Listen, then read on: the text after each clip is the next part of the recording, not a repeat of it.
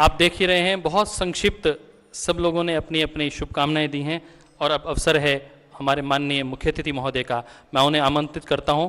माननीय कृषि मंत्री महोदय वहां आएंगे और हम सबको अपना आशीर्वाद देंगे। माननीय श्री राधा मोहन सिंह जी, जो बिहार से आते हैं, और बिहार वह भूमि है जो आंदोलन की भूमि रही है।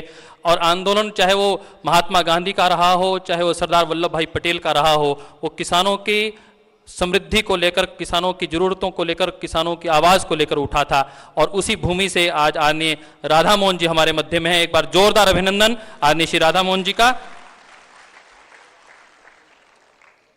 सम्माननीय स्वामी रामदेव जी, इस अवसर पर उपस्थित सम्माननीय विजय कौशल जी महाराज जी, सम्माननीय साध्वी रितंबरा जी, संसद में मेरे सहयोगी महंत सम्माननीय चांदनाथ जी,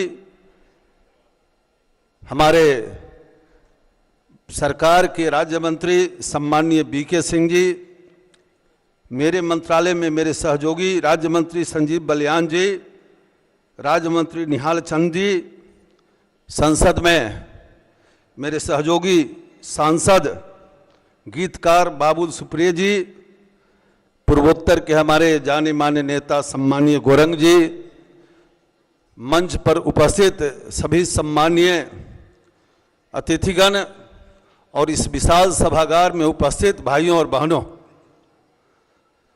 पंतजलि योगपीठ भारत का सबसे बड़ा योग शिक्षा संस्थान है और उसके जिस परिषद में आज हम सब मौजूद हैं, इसका उद्घाटन 6 अप्रैल को हुआ था। अब किस वर्ष हुआ था ये मुझको स्मरण नहीं, लेकिन दिन 6 अप्रैल इसलिए स्मरण है कि राजनीति में जिस विचारधारा में हम पैदा लिए हैं, उसका भी स्थापना दिवस 6 अप्रैल है। तो निश्चित रूप से पंतजलि योगपीठ का भविष्य और हमारे राजनीतिक विचारधारा का भविष्य, दोनों का बहुत ही गहरा रिश्ता है। और उसका प्रमाण यह है कि आज मंत्रिमंडल के कई हमारे सहयोगी यहाँ मौजूद हैं, जबकि संसद के अंदर आज हिप जारी है और 4 दिनों से बाढ़ और सूखा पर चर्चा चल रही है और उसका उत्तर भी मुझे ही देना है। लेकिन जब मुझे संदेश मिला स्वामी जी का, तो मैं सोचने के लिए मजबूर था कि क्या करूं क्या ना करूं। लेकिन इसी बीच जब पता चला कि आज आचार्य बालकृष्ण जी का जन्मदिन है, तो मैं अपने को रोक नहीं पाया और मैंने कहा कि मैं निश्चित रूप से आऊंगा। और इसका कारण भी है कि आज जो इतनी सारी संस्थाएं यहाँ चल रही है, पंतजलि आयुर्वेद चिकित्सालय, जिसमें दुनिया का सबसे बड़ा बाह्य रोगी विभाग है, जिसमें 6000 से 10,000 तक रोगी आउटडोर में आ सकते हैं, दिव्य योग साधना, योग संदेश, Divya pharmacy, Patanjali Ayurveda limited, Patanjali food और हर्बल पार्क, जो विश्व का सबसे बड़ा फूड और हर्बल पार्क का निर्माण कराया जा रहा है। मैं समझता हूं कि 500 करोड़ रुपए की लागत से, जिसमें 15,000 लोगों को अप्रत्यक्ष या प्रत्यक्ष रूप से रोजगार मिलेगा। गुरुकुल का संचालन भी यहां से हो रहा है। पंतजलि आयुर्वेदिक कॉलेज भी हरिद्वार में है। देश भर में 2710 पंतजलि आरोग्य केंद्र और देश के विभिन्न भागों में 1000 से ज्यादा चिकित्सालय कार्यरत हैं। और इन सारी संस्थाओं का मार्गदर्शन और उनका संचालन जिस व्यक्ति के द्वारा होता होगा, निश्चित रूप से उस व्यक्ति के बहुआमी प्रतिभा और व्यक्तित्व का मैं कायल हूं। और इसीलिए मैं आचार्य बालकृष्ण जी के इस जन्म दिवस पर उनके दर्शन के लिए आया हूं। प्रबंधकीय और प्रशासनिक क्षमता का सबसे बड़ा प्रकटीकरण इस परिसर और आसपास के क्षेत्रों में जो हमारे आचार्य जी का है, उसका प्रकटीकरण हुआ है। पंतजलि योगपीठ का जो लेआउट हुआ वो भी आचार्य जी के निर्देश में ही हुआ। और इससे पता चलता है कि इंजीनियरिंग के क्षेत्र में आपके ज्ञान का मैं समझता हूं कि जीता जागता प्रमाण है जो पंतजलि पीठ का निर्माण हुआ है। अभी 3 पुस्तकों का हम लोग विमोचन कर रहे थे। आपका संपादकीय कौशल तो योग संदेश के रूप में हम सब देखते ही हैं, पढ़ते हैं, लेकिन इसके अलावे संत दर्शन, भक्ति गीतांजलि और अंग्रेजी में भी कई पुस्तकें हमको देखने का मौका मिला। और आज इन पुस्तकों को देखकर सचमुच आपके संपादकीय कौशल का मैं निश्चित रूप से कायल हूं।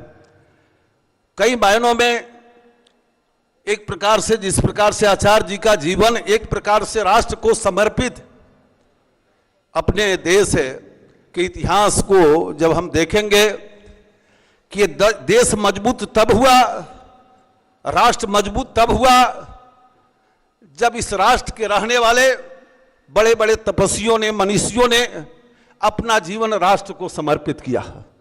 तब हमारा राष्ट्र मजबूत हुआ। और जब जब इसमें कमी आई हम कमजोर हुए। मुझको लगता है कि अब देश के अंदर, देश पहले ये वातावरण देश के अंदर तैयार हुआ है। हमको लोकसभा में आए हुए 26 वर्ष हुए, 89 में चुनाव जीत कर आया था। राजनीति में पहले से था, लेकिन पहले जो राजनीति में था और संसदीय जीवन में आया तो इतने दिनों के कालखंड में स्वामी रामदेव जी का जो हमने संकल्प देखा, मैं यहां था, उत्तराखंड का मैं प्रभारी था। और जब एक बार मैं यहां आया तो पता चला कि स्वामी जी एक संकल्प पर निकले। हमने पूछा क्या संकल्प है, तो लोगों ने बताया कि देश की जो व्यवस्था है, कुव्यवस्था है, देश जो कमजोर हो रहा है, जो लोग इसके लिए जिम्मेदार हैं, जब तक उनको हम सत्ता से हटाएंगे नहीं तब इस आश्रम में नहीं लौटेंगे। संकल्प लेकर लौटे निकले थे। पहला व्यक्ति मुझे दिखाई दिया राष्ट्र जीवन में जिसने न सिर्फ संकल्प लिया बल्कि उस संकल्प को पूरा करने के लिए कर्तव्य भी किया, और कर्तव्य के परिणाम का प्रगटीकरण भी पूरे देश में हुआ, जिसका परिणाम है कि आज देश का स्वाभिमान जगा है, देश समृद्धि, संपन्नता, स्वाभिमान की ओर तेजी से बढ़ने के लिए अपना कदम बढ़ा रहा है। मैं निश्चित रूप से आज देश जिस तेजी से समृद्धि की ओर, स्वाभिमान की ओर बढ़ता हुआ दिखाई दे रहा है, उसके लिए मैं स्वामी रामदेव जी का के प्रति आभार प्रकट करता हूं, आपके संस्थान के प्रति आभार करता हूं। भाई और बहनों, मैं यहां सरकार का प्रतिनिधि भी हूं। आपके ध्यान में एक बात लाना चाहूंगा, कृषि मेरे जिम्मे है। और आजादी के बाद आप देखेंगे तो जो बजट आता है, हर साल जो बजट आता है, कभी भी कृषि को प्राथमिकता नहीं मिली। बराबर साइड लाइन में कृषि रहा। अटल जी जब देश के प्रधानमंत्री थे तो उन्होंने गांव की चिंता जरूर की थी, प्रधानमंत्री सड़क योजना चलाई थी, किसान के गांव से शहर में आने के लिए उसको पक्की सड़क मिले, किसान क्रेडिट कार्ड की योजना चलाई थी। लेकिन योजना शुरू हुई, कुछ चली, उसके बाद सरकार चली गई। आजादी के बाद पहली बार जब इस बार देश का बजट आया है, जब सरकार ने बजट लाया है, तो कृषि साइड लाइन में नहीं है, कृषि फ्रंट लाइन में है, फ्रंट लाइन के अंदर। आज हमारे संस्थान की एक अधिकारी यहां आई हैं और हम इस योगपीठ, पंतजलि योगपीठ के साथ मिलकर कुछ रिसर्च करने वाले हैं। लेकिन आप विचार करिए कि आजादी के 66 वर्ष बाद भी इतना तेजी से विज्ञान बढ़ रहा है, कृषि के क्षेत्र में नए नए इजाद हो रहे हैं, लेकिन सिर्फ दिल्ली के अंदर एक ICR, कृषि राष्ट्रीय कृषि अनुसंधान परिषद का प्रांगण, देश में सिर्फ एक। इस बार भारत के प्रधानमंत्री श्री नरेंद्र मोदी ने ऐलान किया है कि कृषि में क्रांति की जरूरत है, नए आविष्कार की जरूरत है, इसमें और हम तेजी से बढ़ें। तो इसी प्रकार के 2 परिसर देश में और निर्माण किया जाएंगे और उसके लिए राशि का आवंटन किया गया है। देश के अंदर करोड़ों भूमिहीन किसान हैं, आजादी के बाद उसकी चिंता नहीं की गई। इस बार चिंता की गई है कि देश के अंदर जो भूमिहीन किसान हैं, लैंडलेस फार्मर्स हैं, उनके 5 लाख समूह बनाकर उनको भी ऋण दिया जाएगा। लैंडलेस किसानों को पहले जो कृषि पर निर्भर हैं, जो मजदूर हैं, उनको ऋण खेती के लिए नहीं मिलता था। इस सरकार ने उसकी योजना बनाई है। हमने कई कृषि विश्वविद्यालय, बागवानी विश्वविद्यालय खोलने का भी निर्णय लिया है। मैं इन बातों की चर्चा इसलिए कर रहा हूं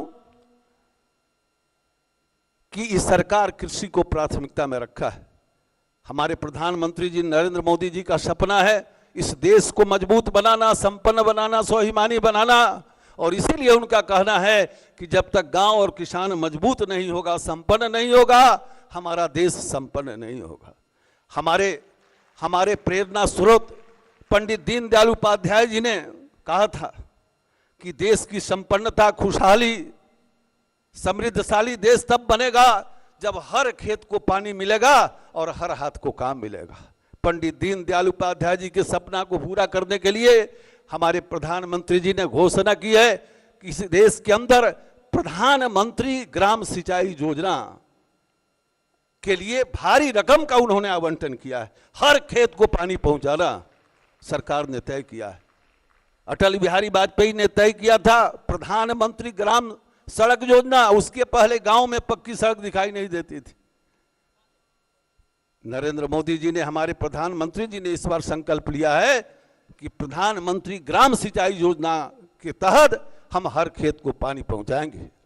भाई और बहनों, सरकार को 2 महीने गुजरे और इस 2 महीने के अंदर सरकार के लक्षण आम लोगों को दिखाई दे रहा है।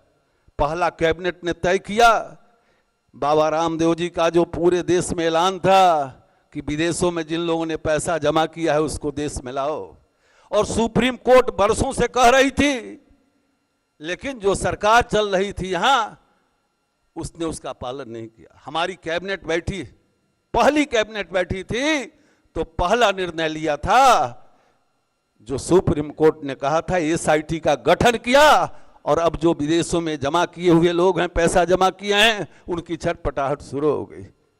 भाई और बहनों, ये सरकार के लक्षण आम लोगों को साफ साफ दिखाई दे रहा है, लेकिन परिणाम प्रकट होंगे, समय लगेगा। इस सरकार के सामने दोहरा दायित्व है।